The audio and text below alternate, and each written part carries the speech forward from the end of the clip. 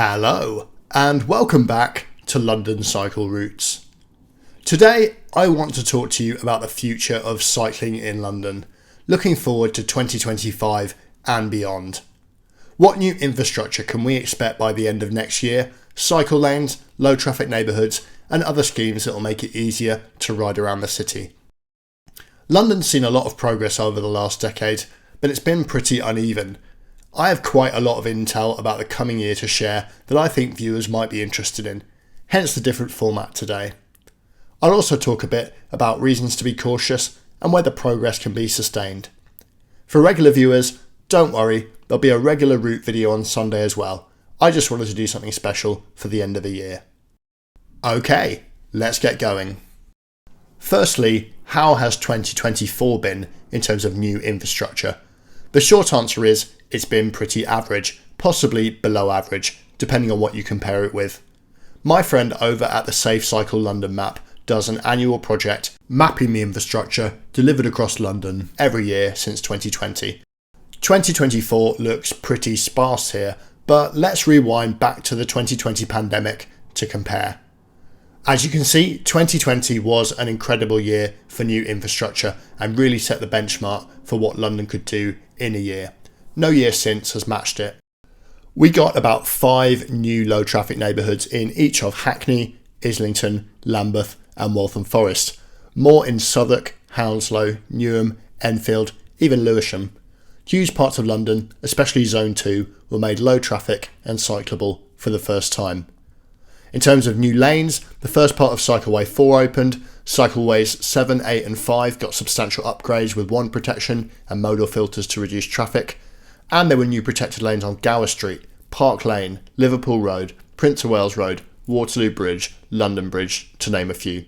It really was quite a year. But then look at 2021, things slowed down a lot.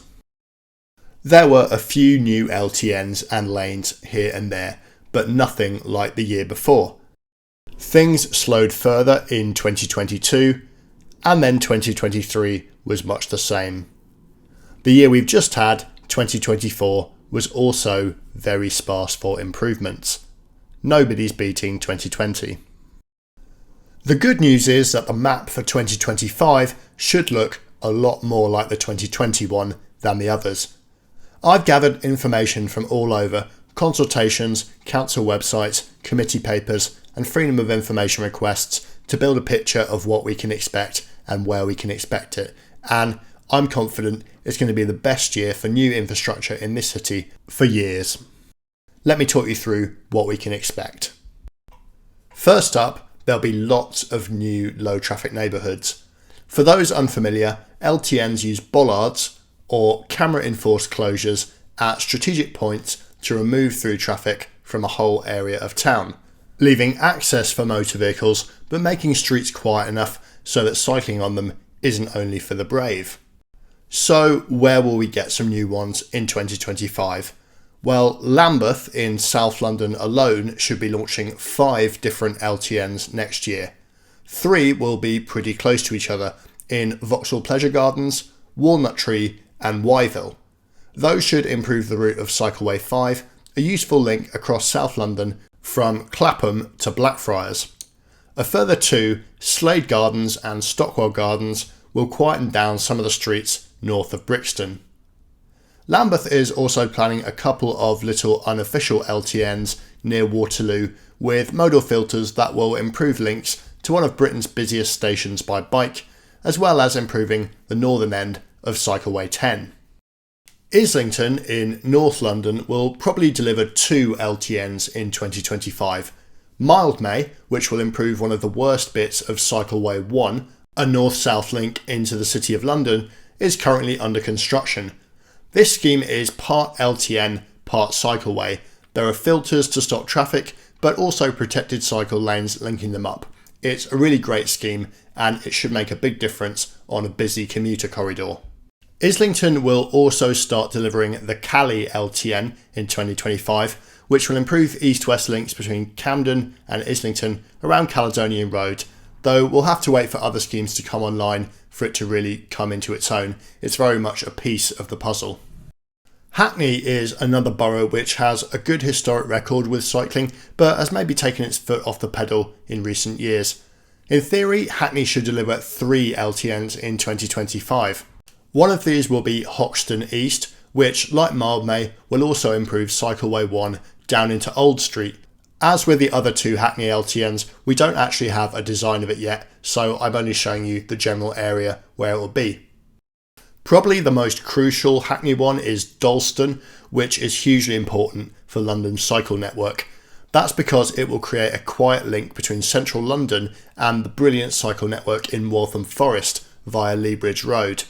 I'll be making videos showing off all the new infrastructure in this list, but this is one that I'm particularly excited about as it will open up so many new routes. Hackney is also planning an LTN on Chatsworth Road, which should have great public realm effect and should improve local cycle routes around Clapton, as well as a bus gate on Wiston Road, which should improve more local routes in the borough. Moving west a bit, Camden has already consulted on an LTN in Dartmouth Park, which, all things being well, should go live next year. It also has some plans for modal filters in streets around Camden Town, which will be the first part of its Cross Camden cycleway, which will be delivered in the coming years.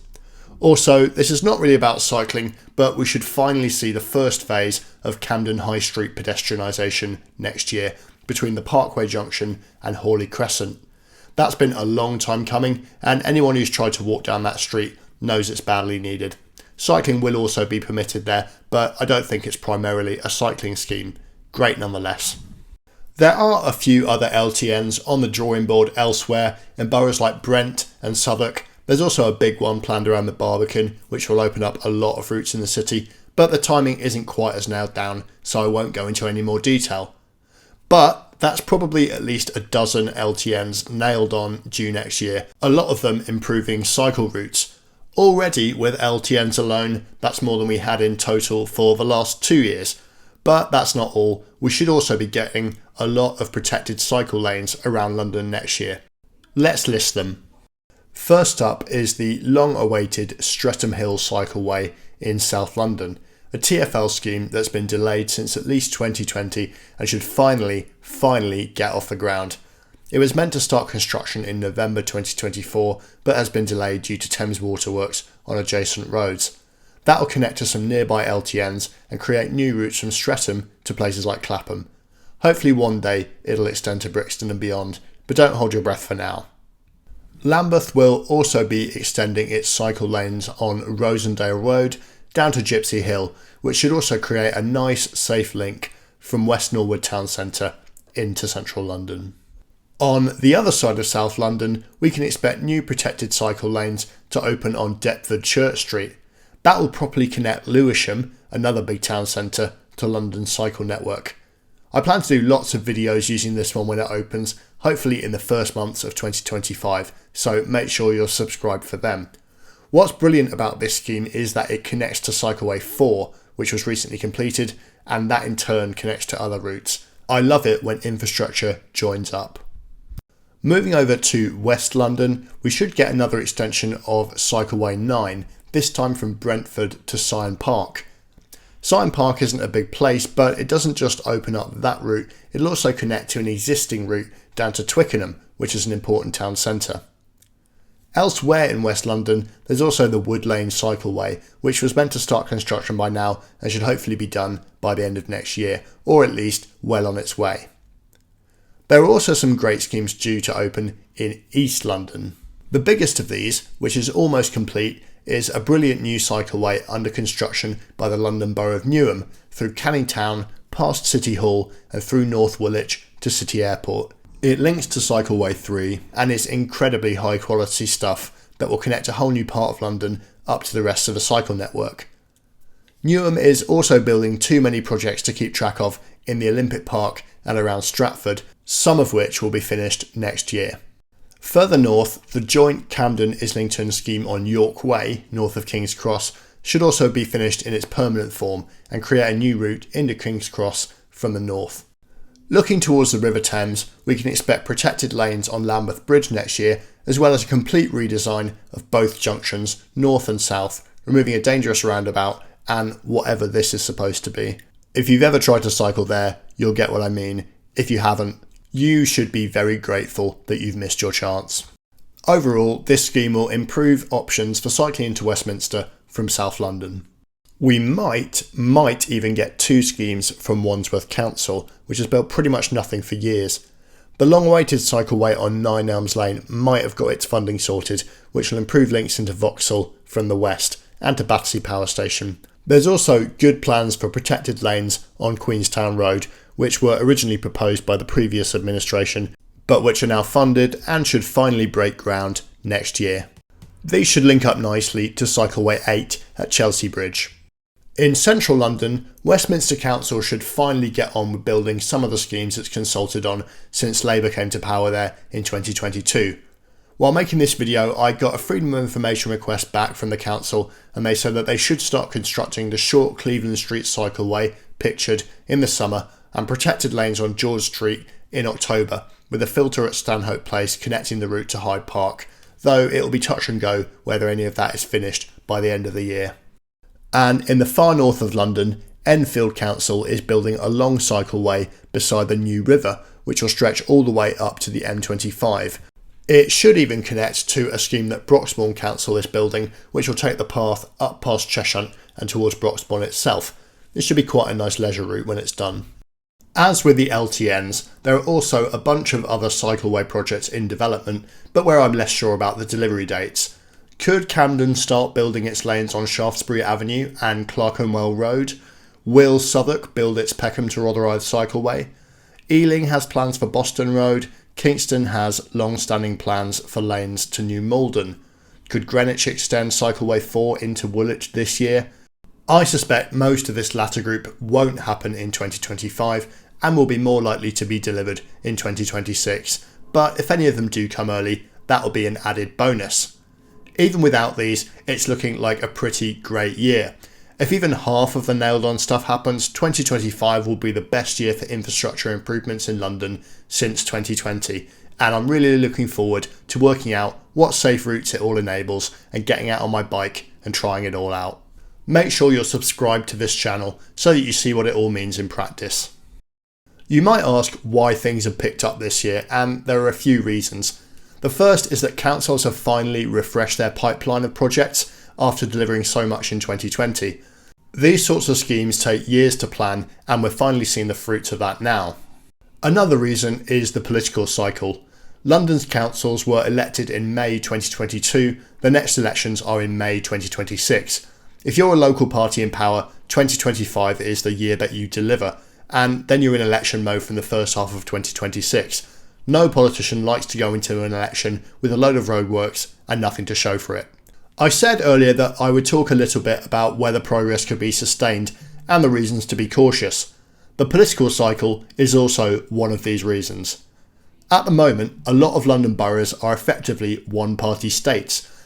This of course has disadvantages, but for our purposes it does mean that it's easier to build things without worrying about the politics.